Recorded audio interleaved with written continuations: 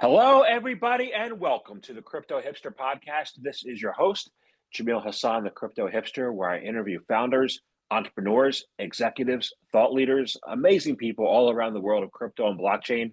And today I have another amazing guest. He is the founder and CEO of Lineage, and he has also created a new venture, which we're going to dive into today, called the Digital Spenders Club. Welcome, Anthony Rodriguez. Anthony, welcome to the show. Thank you. Thanks for having me. Excited to be here. You're very welcome. Very welcome. So let me ask you first to kick things off. What is your background, and is it a logical background for what you're doing now? Yeah, we'll see if it's logical or not, right? That only proves out in the end. But I've been building a company called Lineage for about 20 years. Started as a management company for artists, athletes, entertainers, comedians, and it grew into a Emmy award-winning production company. We did feature films. We did a lot of stuff in sports and music, and a creative agency. So we work with some of the biggest brands in the world. So everything from making the Vince Carter documentary to a Emmy award-winning hockey show with Henrik Lundqvist on the sports side to helping like Lowe's Home Improvement take a $700 million brand and build it into a $1.4 billion in sales brand. So my background primarily has been on that side of the business, and our focus has been fandom. So I wrote a marketing strategy, a marketing framework, they call it, just about fandom marketing. And I think that's helped me a lot. I mean, it's, thank God I was very successful in my first business, and I'm doing this one as a passion play, and I love it. And I think a lot of the skill sets do transfer over very well because, what we're here to do as the Digital Spenders Club is celebrate legitimate, awesome crypto projects and the future of blockchain. So I'm using all the skill sets from my previous life in this one, and it's going pretty well so far. I hope it translates, but the reason I'm doing it is because I think a lot of those skills translate. Awesome. And we talked about this before we started. You have quite the collection of street art on your wall there. What are some of your favorites and why? Oh, interesting. Well, I like LA. Like LA's got a couple of people, but really my favorite people come out of Miami and Puerto Rico. There was a crew that was big in Wynwood for a while called La Pandilla, and Alex liked doing like these, half elephant, half octopus type of characters. I like that one. I mean, I like so many of these. There's a guy out of Netherlands called Flem. Make sure if you Google it, you say Flem the artist, or else you get a lot of pictures of Flem. But he makes these characters that, like this one up here on the wall, that I think could be like an entire cities, like I like an entire series, I should say. Like I grew up loving Where the Wild Things Are as a kid, and it has very much the same feel, but he created his own universe. So the reason I like street art so much is that it's up and then it's down, right? Jeff Soto, I have some of his work. Crayola, I love Greg Simpkins. He's out here in LA and he makes a lot of surreal art. But any of these guys that kind of like go to a wall, create a world for us, and then it's only there for a year, it's only there for 6 months. I mean, most of the stuff in this room now has been completely painted over. So I just always loved the space for that. And as someone who traveled a lot, art in every city was like an anchoring, like a reset moment for me. I travel for 2-3 weeks at a time. I spend my Sunday with a coffee in my hand, walking around looking at art, and I feel kind of recentered again because every city's got its own swag. So it's an easy way to celebrate. Awesome. I interviewed I interviewed Graffiti Kings like 3.5 years ago. Graffiti art out of the UK. That was really an interesting conversation. It was a great conversation. So, yeah. So, all right. So let's talk about the Digital Spenders Club. I want to find out what it is, what's all about, and then how do you help highlight legitimate builders in crypto? For sure. So, we're part of a foundation called the Acronym Foundation, and the Acronym Foundation is founded by a really smart entrepreneur that's been, successful in the crypto world for a while now. He built Flexa. He just launched Anvil, which is a letters of credit protocol. And I've been working with him for about 7 years. And there's a lot of noise in crypto, right? There's a lot of different projects going on, and I think we can all agree there's a range from people who are building technologies they think will have a legitimate future and will change people's lives or change industries or how transactions or various things are going to work. And then there's more rug, more pump and rug, more, I don't want to use the word fraud because I think there's a world where meme coins and all those things have a place. There's a world of collectibles, there's a world of community, there's a value in that to some extent. So it's really a more in-depth convo. But what we want to do is we want to focus on the builders that think the future is in blockchain and really highlight the virtues of it. There's as kind of like a historian of how these cycles work, like personal computing, the internet. Personal computing, I think, had some virtue, but not a ton. The internet was very propelled by the fact that the information age was going to democratize information. I thought that was really special. And now with crypto, like we have this world where there's a lot of values being injected into why we're doing this: anonymity, ownership, the way that a fraud proof, or at least a highly fraud resistant system could change kind of how the economics and the socioeconomics of the consumer side work. There's all these amazing virtues out there. And I've been in this space for about 7 years and meeting these founders, and they really are inspirational people. Like when you meet the devs, when you meet the people that are thinking about how to use crypto in a legitimate way to change the way the banking system work, or change the way provenance and art works, or change the way we handle CPG and connect it to blockchain in some way. They really are passionate people. They really are genuine about what they're trying to change.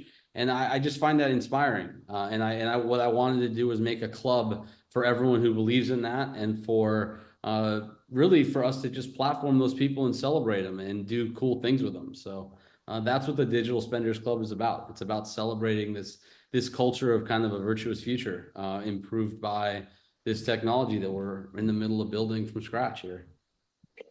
Awesome. I wasn't planning on asking, but it's important. Is virtues.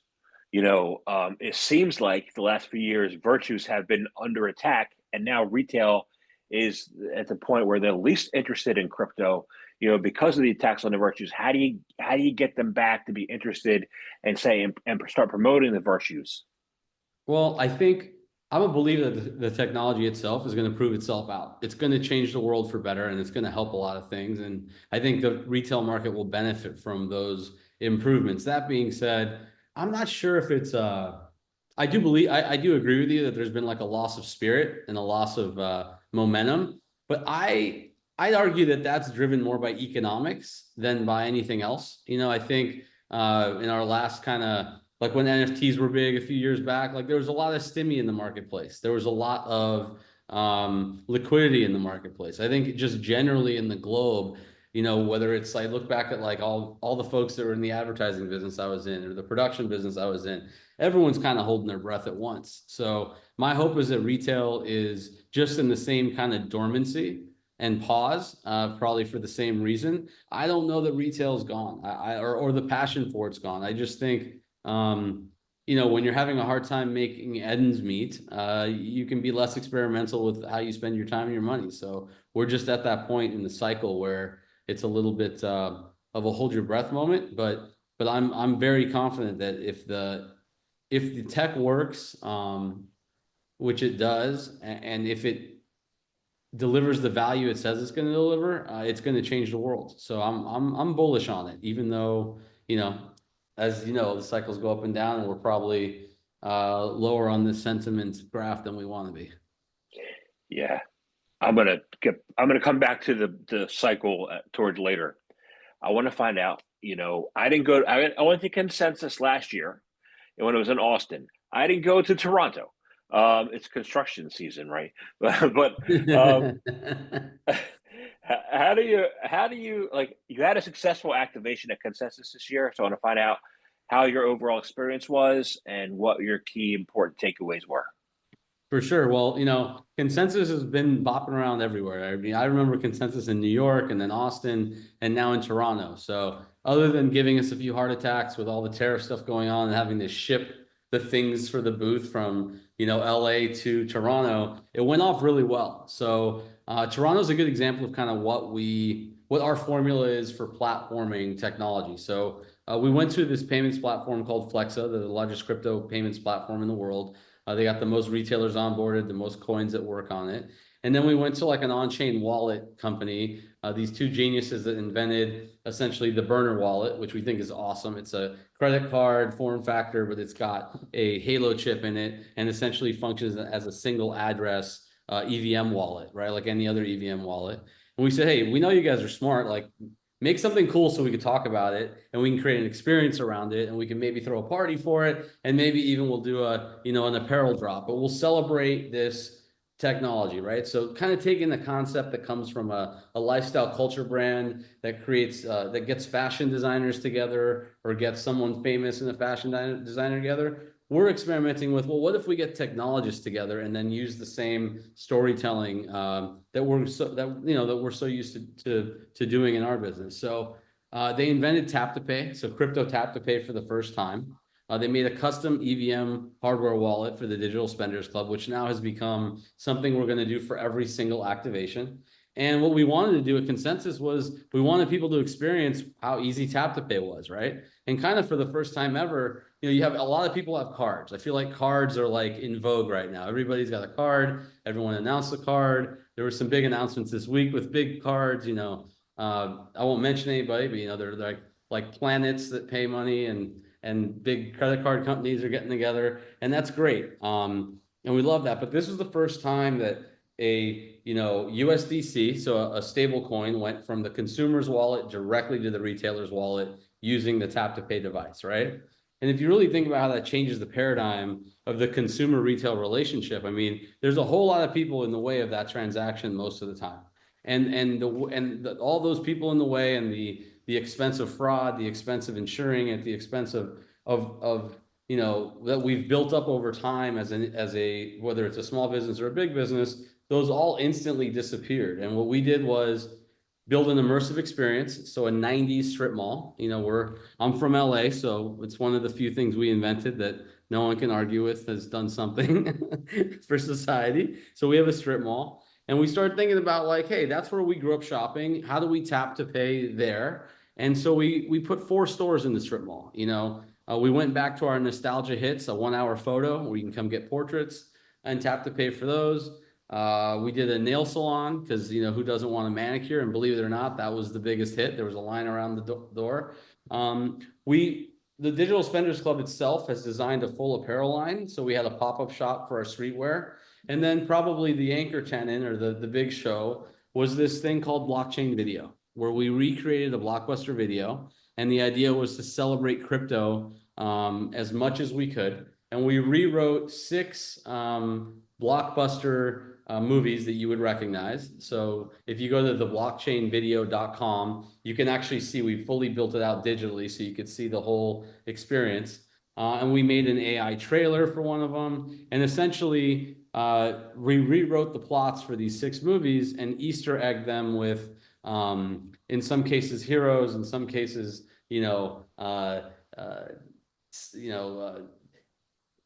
characters on the side or supporting acts, right? In some cases, villains, and recreated those plots in what we called blockchain video. And it was really fun. People came in and they tapped to pay for posters. They rented, blockchain video, and it was all very wink, wink to Blockbuster. So I think the nostalgia bit helped, and just the smart writing. We had a really good group. We had a really smart writers' room of comedians sit in with a bunch of actual crypto developers and our founder, and they wrote some pretty funny stuff. So if you get a chance, check out the blockchain videos. It turned out really good and worked in person. So I love the experience, and I think it showed me that there really is a crypto culture, and there really are people who love this stuff the same way a fan would love almost any other subject matter. So that's the story behind the video store. And what's your plans for that for the future? Well, our plan is to do more of this, right? So like, I got to find my next Flexa and my next burner wallet and get them together and do something dynamic. So right now we're talking to a gaming company. We're talking to an art gallery that wants to do something with us. There's a few media outlets that I think are doing an awesome job, like educating people on crypto. So we are now doing these partnerships across the entire spectrum, not just in payments. And hoping to do unique experiences. When we did the beta test at ETH Denver, in February, we actually threw a rave too. So we're doing everything we can to kind of shine a light on the right platforms, but bring people together to talk about it. Awesome. So it's interesting you talked about creating a mini mall. One of the first conversations I had regarding the metaverse, which is a word we haven't heard in a while, right? Was Yep. somebody was creating a metaverse mall, right? Um, you've created a merch line, right? What can retail shoppers look forward to from both a product and an experiential perspective with that mall and maybe a metaverse? For sure. That's a great question. And I'm a big fan of metaverses. I think there's some really cool ones out there. You know, what's I was early into Wilder World, and you know, some of the design and the immersion that these, you know, younger companies are doing are amazing, because they're even surpassing what's going on here in Hollywood in the biggest studios. So I love that space. I'm hoping it comes back with a with a fury, just like I'm hoping that for NFTs too. But you know, for us, we were in the space, we're hanging out all these events, we're going to these conventions, and there's so much merch, right? There's so many logos slapped on hats and t-shirts. And no shade to that. I appreciate people's like love for the space and wanting to like rep their favorite token or their favorite project, or even just show that they're into crypto by repping it. But what I saw missing in this space, you know, although there's a couple lifestyle brands, there's not real apparel. So all of our stuff is cut, sewn, and dyed here in LA. It's all super high end. It's the kind of stuff you'd find at a high, you know, high end luxury store. The French terry is really thick, like amazing French terry, and again, it's all hand cut, dyed, sewn here in LA. So we're taking like a very high end apparel approach, just because we have that background and we know the space here in LA, and we're able to tap into it. So when you walked into the Digital Spenders pop up in Toronto, when you touched and felt the clothes, you know, everyone's reaction was like, "What's this? Like, I want some of this. Can I buy this? How do I get it?" Because it just wasn't merch. I think you could tap to pay for a dad hat and for socks, and we made a hell of a dad hat and socks. But the hoodie, the crew neck, some of the tech wear that we're making, that's all stuff that we're really just making to show love, and I want people to wear it and feel like it's a gift. I want people to wear it and feel like they get to be proud of loving this space and loving crypto. So that's why we did it. I I wear mostly hoodies for my shows. So if you're making hoodies, I want one. All right, you So got it. We'll hook you up with a hoodie. That sounds good. Well, thank you. maybe we'll maybe even get you we'll get you a collared tech shirt with a crew neck. So if you have a formal, you know, maybe if you interview somebody more important than me, you get a little step up in the swag on that end. Thank you. You said a few things. You said you'd like to see NFTs come back with a fury. Yes. So would I. How are we going to make it happen? That's a good question. I wish I could solve all these things. Again, I think liquidity in the market makes that a big thing. I think going through a couple rounds of this space going up and going down has taught us a lot. You know, I think last time around, most of the legitimate art galleries that I go in and like look at art and buy art from, they were just getting going. I was really impressed with how many of them got up to speed and were using NFTs as part of in conjunction with their physical art exhibits. I think a lot of the tech has been built up in a way where it's a lot easier to use now. So everyone's going to be able to use it a lot better. But I hate giving the same answer twice, but it feels just like a liquidity thing. I don't see the future. You know, I see artists. We have a we have a Damien Hirst that we're about to hang on the wall up here that I thought was one of the coolest things I saw done during the NFT period, which was, you know, Damien Hirst, very popular artist, very great artist. My wife loves him. So his NFT went on sale, and my wife bought the NFT, and she had a 2 year, you know, I don't know, like a term or an option, maybe 16 months. Don't hold me on the time period. But by that time, she had to decide, I either want the physical piece or I want the NFT.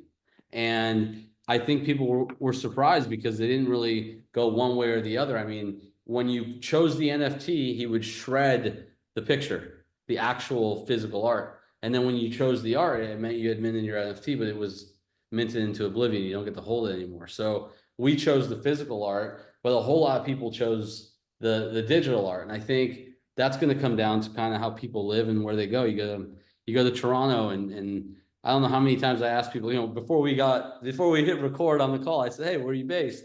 That's kind of my first question, because I travel a lot and I like sharing about where people live.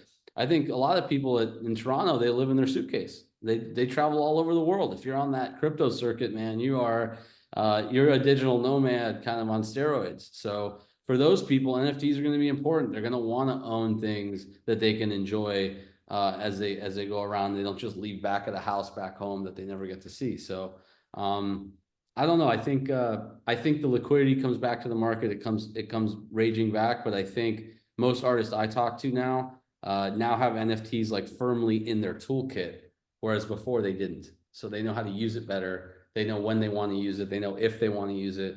That educational cycle is priceless in terms of adoption. Yeah, I got about 1,000 NFTs. Oh wow, So that's there's awesome. there's no money placed on them, but like they're sitting in some wallets, and I've lost a few important ones. But that's part of the business, right? Part of the investing in the industry. You got to take the risk, right? But We gotta have an art like an art exhibit here for you. Like we should put you up on all the screens we have around the headquarters here and show your whole collection. I mean, that's beautiful too, right? You could display them all and then you could put them back in your pocket and keep going. yeah, yeah, sounds good. So you said important thing is that you said you talk about fashion. I want to touch on fashion, right? Um, and branding. You think it's important to continuously involve the brand and consumer relationship, and for consumers to understand, the space, what's important for them, right? Why is that important?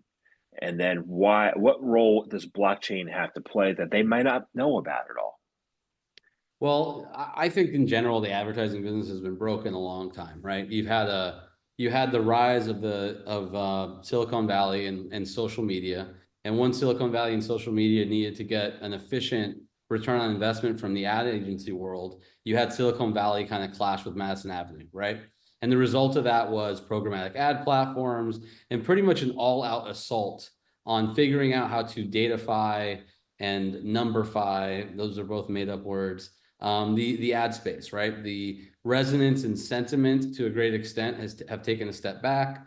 The Don Draper Mad Men days, where you go in and you kind of meet the Sherpa of your brand, who's going to give you the magic, it's toasted, right? Lucky Strike tagline, and that's going to change your life.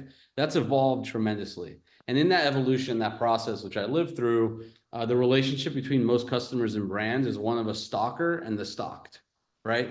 You use data to get in front of them. You bug them as much as you can. They make some rules, they change it. Now you got to stalk a little differently. You can't use a telescope. You got to use binoculars, whatever it might be. But it's this constant.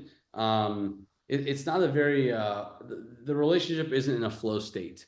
There's a constant rub, right? And even today, where you go on any brand's website and you have to hit accept or reject, and you're signing a contract to get in there. These are all ways that we've created a hard, rough relationship between customers and brands. But there's no doubt in my mind that customers today want to be fans of the things they consume. They want to have a value-driven connection. They want to love those things the same way as I love the LA Lakers, or I don't know if you're a Yankees fan in Connecticut, but you love your favorite team, you love your favorite artist, your musician, your street artist. It's the same thing that's happening now. It's the consumer expectation today between them and their favorite brands. It'll be like a fan brand.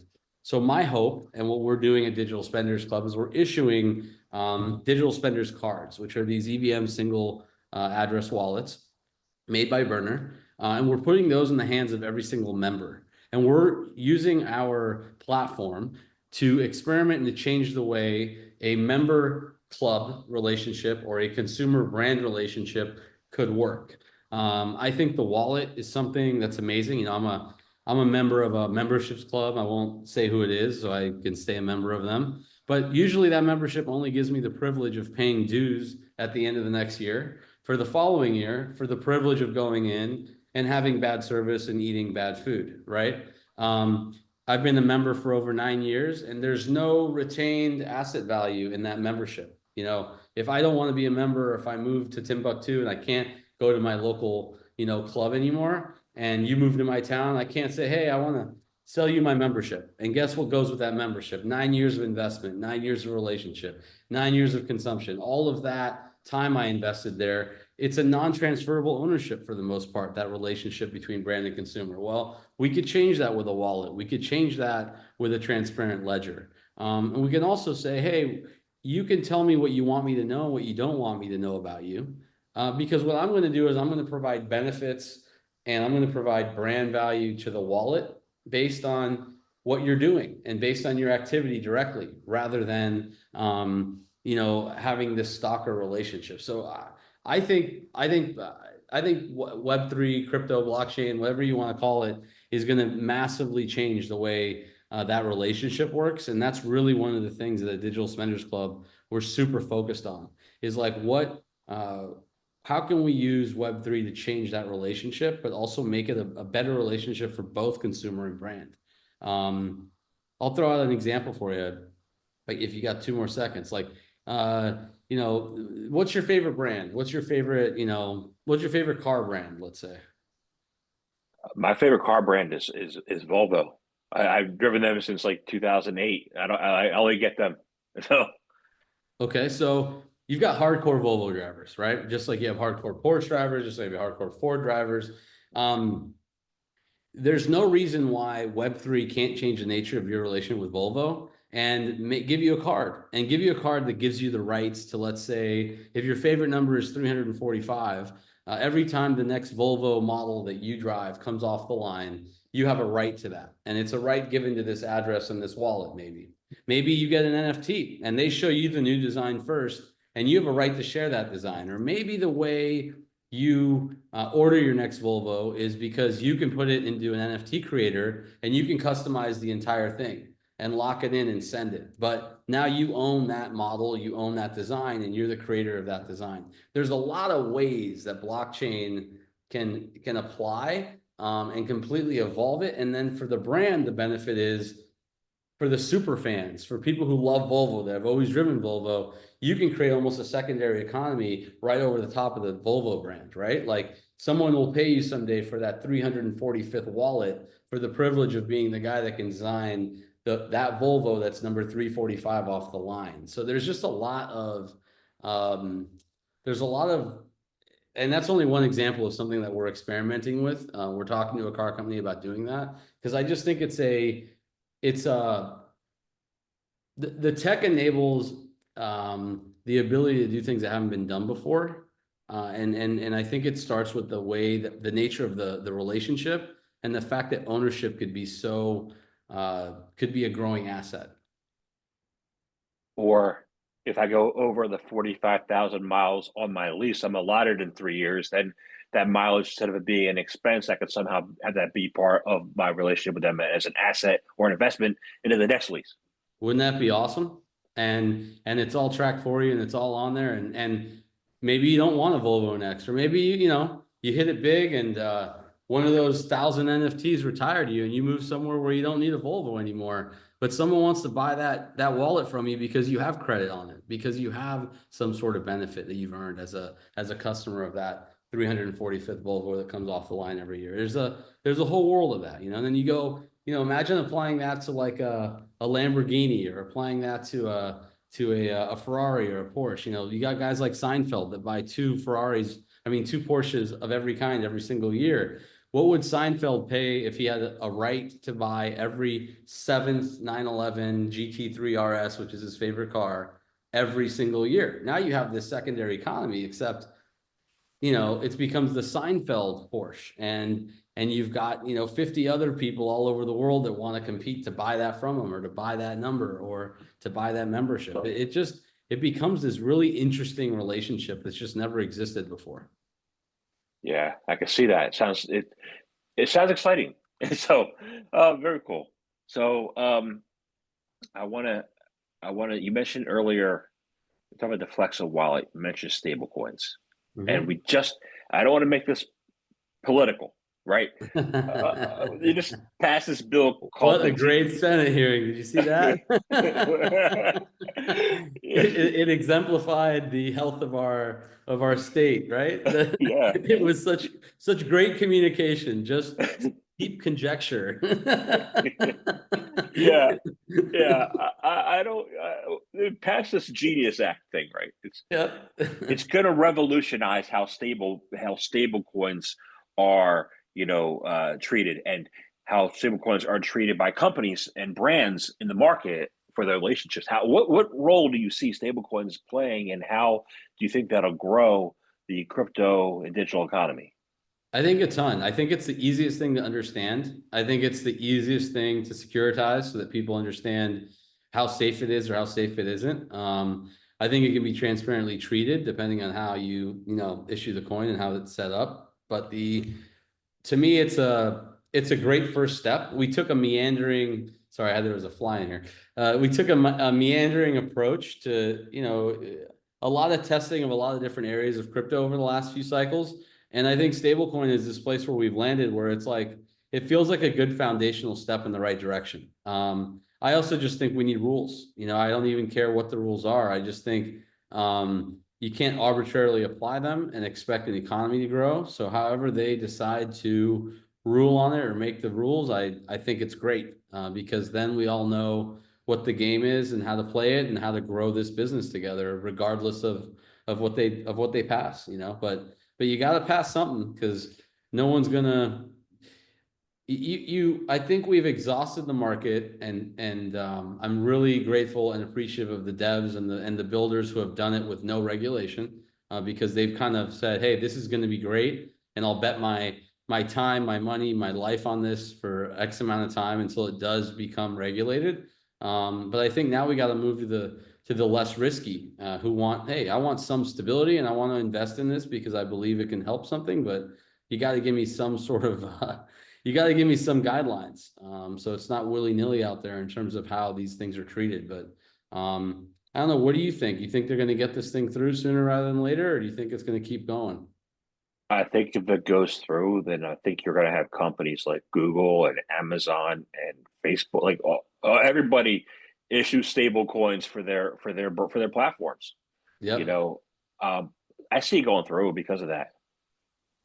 And I don't see the benefits just so great, right? It'll be interesting though, right? Because what a shockwave it's going to send through. I don't know. Like maybe 6 months from now we're all crying in our soup because it went a different way. But I think I don't see why you know I don't see why it wouldn't be adopted. It's just there's so many benefits to it, which are great.